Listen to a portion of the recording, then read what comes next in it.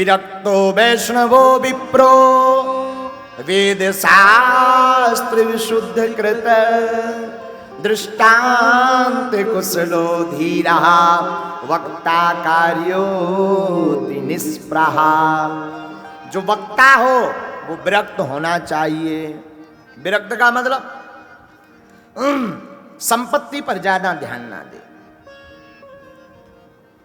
विरक्त का मतलब ये नहीं कि एकदम बीतराग, ना ना ना। विरक्ति का एक अर्थ है जो धन की लालसा से कथा को ना सुनावे, भक्ति की लालसा से कथा को सुनाए, ऐसा विरक्त वक्ता के मुख से कथा सुननी चाहिए। दूसरा लक्षण सुनिए, वैष्णवो, जिसके मुख से कथा सुनो वो वैष्णव होना चाहिए। वैष्णव मतलब मस्तक पर तिलक लगाता हो, कंठी माला पहनता हो, यज्ञोपवीत धारण किया हो, शिखा बांधता हो, भगवान श्री हरि की परंपरा से उपासक हो और किसी वैष्णव गुरु का चेला हो, ऐसे वैष्णव वक्ता के मुख से कथा को सुनना चाहिए। तीसरा लक्षण, ये तो दो हो गए, तीसरा सुनिए, विरक्तो वैष्णवो विप्रो, विप्र होना चाहिए। विप्र क्यों? जैसे यज्ञोपवीत संस्कार का अधिकार है। विप्र क्यों? जिस ब्राह्मण का 8 वर्ष से 12 वर्ष के मध्य में यज्ञोपवीत हो गया। विप्र क्यों? जिसका पूरा जीवन ब्रह्म को जानने में लग गया। ऐसे विप्र के मुख से कथा को सुनना चाहिए। चौथा लक्षण, किसके मुख से कथा सुननी चाहिए, जरा ध्यान देना। विरक्तो वैष्णवो विप्रो वेद शास्त्र विशुद्धिकृत। जिस वक्ता के मुख से कथा सुनो उसे वेद शास्त्र शुद्ध होने चाहिए। भाई गुरुजी स्वयं कुछ नहीं पढ़े, चेला को क्या पढ़ा देंगे? सीताराम। गुरुजी, हमारे गांव में कहावत है, देवी फिरे विपत की मारी, पंडा कहे कला बता दे। जब गुरुजी को पता नहीं है कि श्लोक का अर्थ क्या है तो कथा श्रोताओं को क्या बता देंगे? हलुआ। बोलो सीताराम। जिसके मुख से कथा सुनो वेद शास्त्र विशुद्ध कृत, उसका वेद शास्त्र शुद्ध तो होना चाहिए। विशुद्ध ना भी हो पर शुद्ध हो। ये चौथा लक्षण है। पांचवा लक्षण सुनिए, दृष्टांत कुशलो धीरा। समझाने में कुशल हो, दृष्टांत देकर के समझा सके ताकि श्रोताओं को सहज में समझ में आ जाए। वरना एकदम लगे श्लोक पे श्लोक, श्रोता 2-2.5 घंटा में नींद लेके भग जाएंगे। हाँ, तो ऐसे वक्ता के मुख से कथा सुनो जो विरक्त हो, वैष्णव हो, विप्र हो, वेद शास्त्र जिसके शुद्ध हो और समझाने में जो कुशल हो। दृष्टांत कुशलो धीरा वक्ता कार्यो निष्प्रहा। आहा। छठवां लक्षण सुनिए, जो बोलने में एकदम स्पष्ट हो, जिसकी वाणी स्पष्ट हो, और जो वक्ता तुम्हारी बाहें पकड़ करके राम जी के चरणों में जोड़ दे, ऐसे वक्ता के मुख से कथा सुननी चाहिए।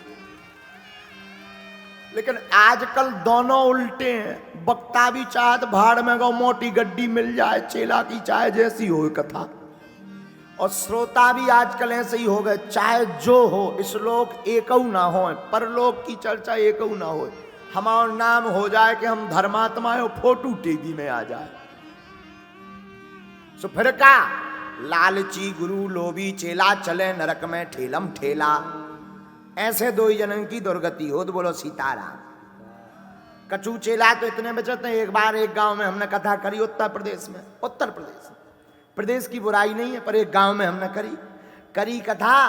सो चेला की फोटो इतनी बड़ी, हमारी जुंदैया बराबर, इतनी सी।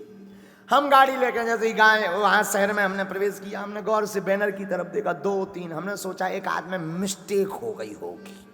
नो प्रॉब्लम, इट्स मिस्टेक हो सकती प्रिंट आउट प्रिंटिंग वाले से, पर सब में हम इतने जुंदैया से कोने में चिपके हरा से और बैठे ऐसी जगह के होते चिड़ैया बैठ जाए सो हम हिरा जाते, और चेला को तबीला सो गए जो चेला दूर से काली चांद दिखे।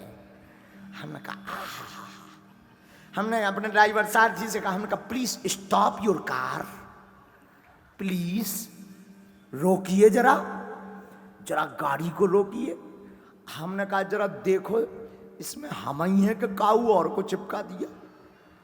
जब हमने गौर से देखा कि हम ही हैं गुरुजी, अरे हमने कहा, अब चेला मिला, हमने कहा हाउ आर यू? चेला बोला गुरुजी आई एम फाइन।